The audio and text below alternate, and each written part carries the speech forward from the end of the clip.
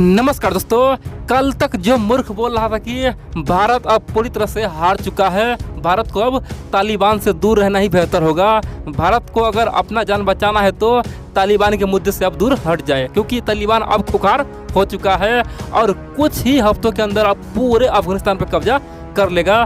तालिबान को कोई नहीं हरा सकता है। दोस्तों, भारत के विदेश नीति पे, भारत सरकार पे उंगलियां उठा रहा था, अपने आप को बड़े बड़े बुद्धिजीवी थिंक टैंक कह रहा था, और बड़ी बात तो यह है, एक बात इग्नोर कर रहा था। भारत दोस्तों एक ऐसा देश है जो कम बोलता है लेकिन हमेशा रिजल्ट बढ़िया करता है। बोलता कम है लेकिन परिणाम सबसे बेहतर होता है, और मैं हमेशा ये बात आपको बताते आया हूँ कि भारत यहाँ पे चुप है तो कोई न कोई कारण है। और दोस्तों, भारत ने साबित कर दिया है कि वो महाशक्ति है, दुनिया का बादशाह है, वो जो चाहेगा वही होगा। तालिबान को मिटाने के लिए, तालिबान को बर्बाद करने के लिए भारत सहित दुनिया के कई सारे देशों ने ऐसा फैसला लिया है ना दोस्तों। तालिबान जिस प्रकार से रातों रात हावी हुआ था, उसी प्रकार से रातों रात मिट जाएगा। दोस्तों, भारत के इस कामयाबी को पूरे दुनिया सलाम कर रहा है, और जो बुद्धिजीवी है, जो सचमुच में थिंक टैंक है, वो भारत को आज एक ऐसा देश मान रहा है जो सबका गुरु है। दोस्तों, भारत ने तो कमाल कर दिया। भारत के इस कारनामे से पूरा दुनिया हैरान हुआ। आप लोग पूरा खबर देखिए और बोलेंगे भाई ये तो कमाल की बात है, हमें गर्व हो रहा है कि भारत ने तालिबान को चारों खाने चित कर दिया है। तालिबान मछली की जैसा तरफ के अब मरने वाला है। तालिबान को मरने से कोई नहीं रोक सकता है, तालिबान को बर्बाद होने से अब कोई बचा नहीं सकता है। तालिबान का यह अंतिम घड़ी है दोस्तों, इसीलिए आप लोग पूरा खबर देखिए। बहुत सारे मित्र बोलता है भाई तुम्हारा न्यूज़ कहाँ से आता है, न्यूज़ का कोई सोर्स भी नहीं होता है और कहीं पे सुनने को नहीं मिलता है, केवल तुम्हारे चैनल पर मिलता है। आखिरकार क्या सच्चाई है ये? दोस्तों, 100% सच्चाई होता है। अगर आपको फेक लगे तो हर एक पॉइंट आप लोग गूगल पर जाके सर्च कीजिए। हम जो न्यूज़ बनाते हैं, कई सारे आर्टिकल को देखते हैं, फिर बाद में हम विश्लेषण करते हैं, उस पर एनालिसिस करते हैं, ठीक है। इसीलिए आप लोग पूरा वीडियो देखिए। लेकिन इन सबसे पहले आप लोग एक बात बता दो, अगर आप सचमुच में हमारा फैमिली मेम्बर बनना चाहते हैं, हमारा मित्र बनना चाहते हैं, दोस्तों ये चैनल देशभक्तों के लिए है, सच्चाई के लिए है, और बहुत सारे दुश्मन इसके पीछे पड़ा हुआ है। पता नहीं कब तक ये चैनल है, इसीलिए मैं आप लोग को जुड़ने के लिए टेलीग्राम बनाया हूँ, ताकि आप लोग हमारे साथ हमेशा जुड़े रहें, हमारे साथ खड़े रहें। अगर ये चैनल बाद में बंद भी हो जाए तभी हमें कोई गम नहीं। दोस्तों, हम आप लोग को अपने से नज़दीक करने के लिए टेलीग्राम बनाए हैं, इसीलिए आप लोग को बोलते हैं रोज़ कि आप लोग टेलीग्राम ज्वाइन कीजिए। और दोस्तों, डिस्क्रिप्शन में लिंक है, उस पर क्लिक कीजिए, आप लोग ज्वाइन कर लीजिए। और इतना ही नहीं, सर्च करिए धर्मेंद्र नादान, आप लोग को आसानी से मिल जाएगा। अगर आप लोग ज्वाइन कर लेंगे तो बाद में हमेशा हम लोग जुड़े रहेंगे, ठीक है। अब चलिए आखिरकार हुआ क्या है, भारत ने किस प्रकार से विश्व विजय जीता है, दुनिया को हराया है और तालिबान का औकात दिखाया है।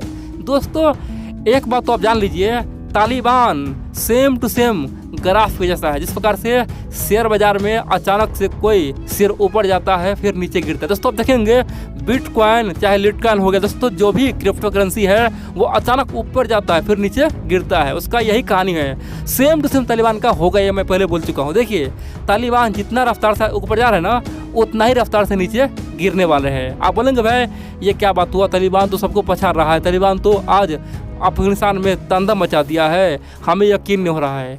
देखिए, ये बात जान लीजिए, तालिबान आखिर जीतता क्यों है। दोस्तों, तालिबान जिस रफ्तार से आगे बढ़ रहा है उसके पीछे कारण क्या है। तालिबान के पास तो फोर्स बहुत कम है, केवल 60 से लेकर 70 हज़ार उसके पास लड़ाकू है, बाकी 3 करोड़ जनसंख्या है अफगानिस्तान में। वो कैसे हार गया, वहाँ की सरकार कैसे हार गया।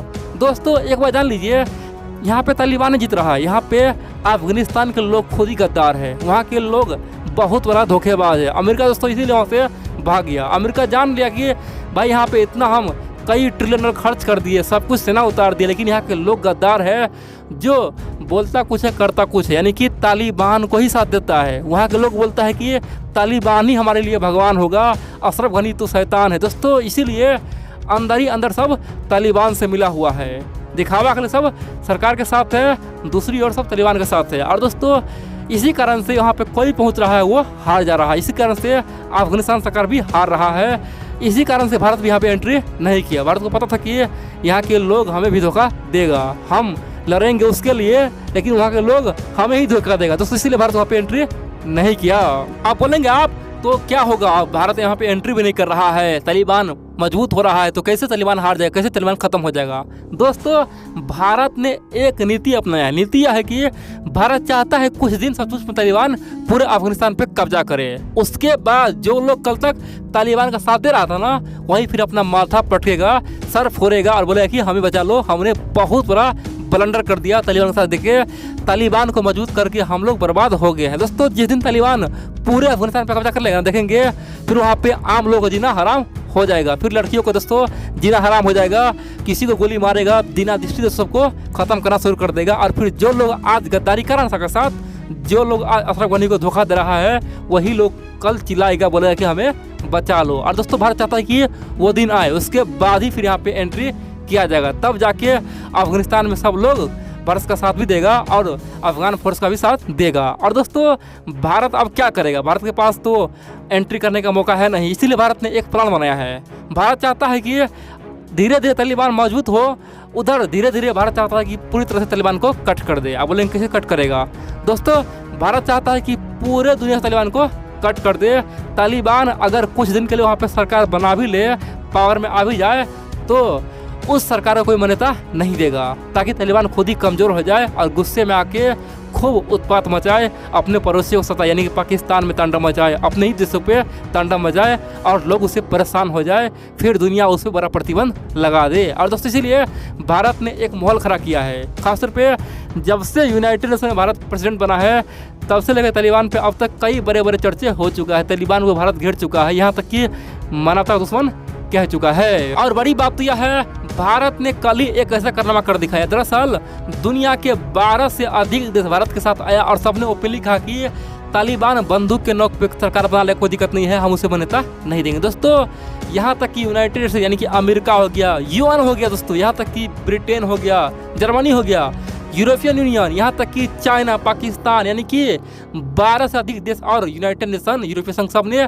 एक साथ बहुत बड़ा बयान दिया कि चाहे कुछ भी हो जाए, हम लोग तालिबान को कभी भी मान्यता नहीं देंगे।